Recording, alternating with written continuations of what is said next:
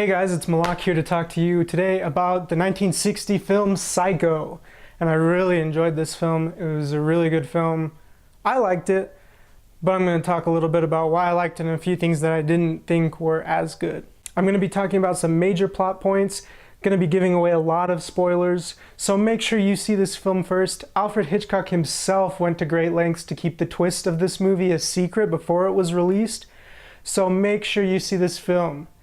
Don't disrespect the film, don't look it up ahead of time. Hopefully no one has ever ruined it for you. If you haven't seen it yet, go and watch it and then come to the review. Let's get started. Psycho had a really good villain in my opinion. I felt like he was a very dynamic character and he was also a compelling villain. And I feel like he was a unique villain for his time, because I feel like at this point in cinema, there weren't as many bad guys who did a lot of winning, who were as successful. I feel like there was less of them and there were more of the good guys who were having more success throughout the film, but this villain is able to do quite a lot of damage. And he's also got a lot of range. I think it's Anthony Perkins who plays, I guess, I would consider him maybe to be the protagonist of the film. Maybe he's the antagonist.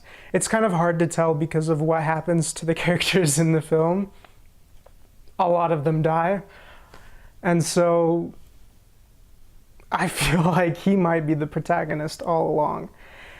And he's really good at seeming kind of sweet, maybe like an introvert, almost charming for some of the beginning parts, but then he gets weird and terrifying pretty fast. And he's really good at portraying that range. I really liked him as the villain in this movie. As I mentioned before, this movie has a twist.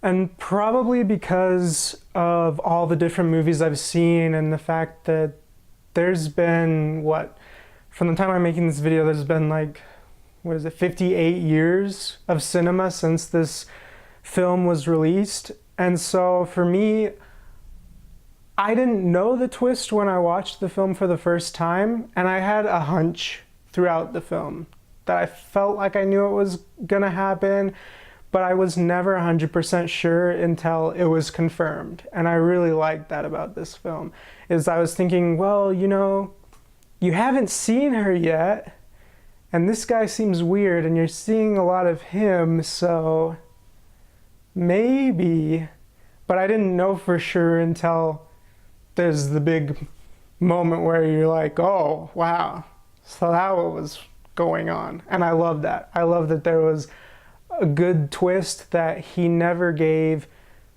too much information about, and also he threw in a couple of red herrings here and there to make you kind of doubt yourself when you thought you had figured it out. I appreciated that.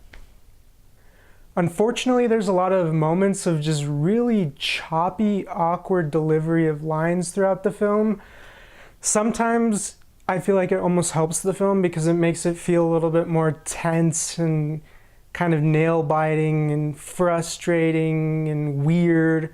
But at the same time, there's a few scenes where the awkwardness of the lines, well, the delivery of the lines from the actors, and it's not from the main character, it's mostly from other characters throughout the film, just kind of take you out of the immersion of what's going on in the film and reminds you that it's a movie that was written by someone, there's a script, and someone is giving their lines probably word for word. And it just feels weird, and it takes you out of the fact that you're in a story, and it puts you in a mentality of this is a movie that somebody made and I'm watching it. And I feel like that's not necessarily a good thing in a horror film. Especially the scene with the police officer, and it is a really tense scene, and it feels kind of robotic, which makes it a little bit kind of anxious within the scene, but at the same time, it kind of rips you away just the way that the police officer gives his lines. It's just... There are plenty of motels in this area. You should have, just to be safe. Kind of ridiculous. It feels like bad acting. But then there is the iconic shower scene. And it is so cool to see how they went about it and to what lengths they went to accomplish this scene. I watched the special features because, yes, I'm one of those guys. And I learned a lot of really interesting things about the film, and one of the things that it was really interesting to hear about was the shower scene, and they were deeply concerned about a lot of different things, especially with the censors and how people would react to certain things. Like, according to the people who made the film, especially the writer, he felt like it was one of the first times in cinema that a toilet was shown on camera and it was shown flushing. He said that usually there wasn't a toilet if there was ever a bathroom shown. It was just kind of taboo to show something like that, and he felt like it would make the audience subconsciously feel really uncomfortable if he showed her flushing the toilet. And he talked a lot about how difficult it was to get that shower scene done. They were in a really small space. This was actually a pretty low budget film, even for its time, and even especially for the director who was working with it. It seemed like he was at the end of his contract with, I think, Paramount or something like that, and they weren't exactly on great terms. And so he made it his goal to make a low budget film that was actually good, and he wanted to see if it would be successful. And of course it was. But it meant that they had different kinds of limitations and problems that they were dealing with. And the shower scene was one of the big problems that they had to deal with. And it's awesome. And if you have not seen the storyboard for the shower scene, you should look it up. And it was done by Saul Bass, who's an artist, and it is beautiful. Just the storyboard looks awesome. And I guess because they didn't have a special camera that could be underwater, they had to build a special shower head that would make it look like you were looking up at the shower head and the water was going all around it.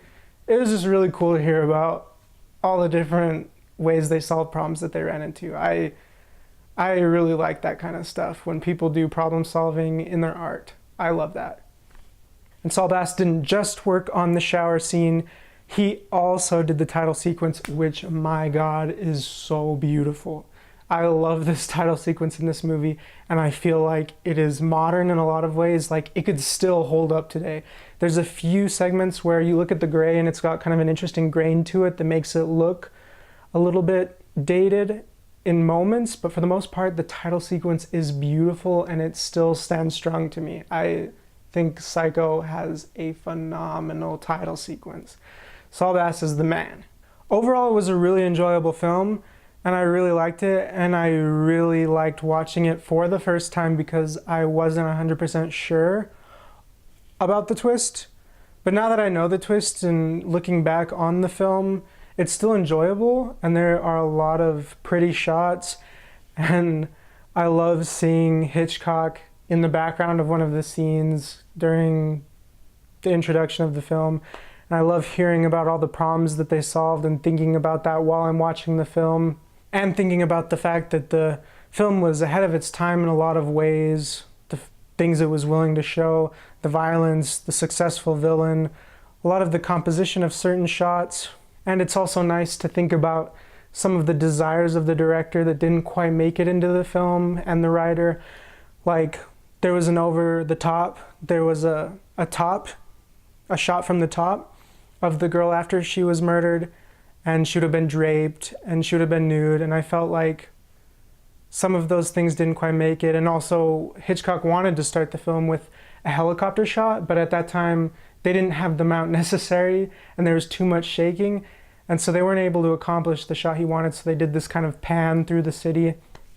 Thinking about those things is nice, but those things didn't make it to the film, and there are moments of really awkward and choppy line delivery that pull me out of the story when I watch the film again. And when I know the twist, those things become even more noticeable when I'm not as focused on what's going to happen next, because I already know what's going to happen next.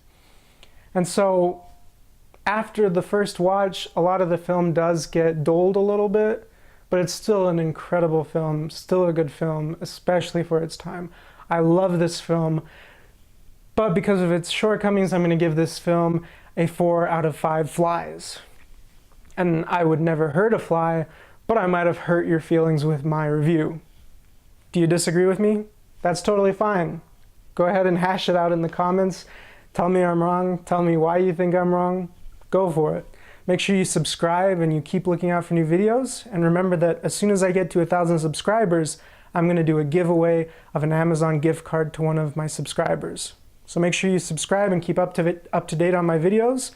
And I'll see you on the next video. Ciao.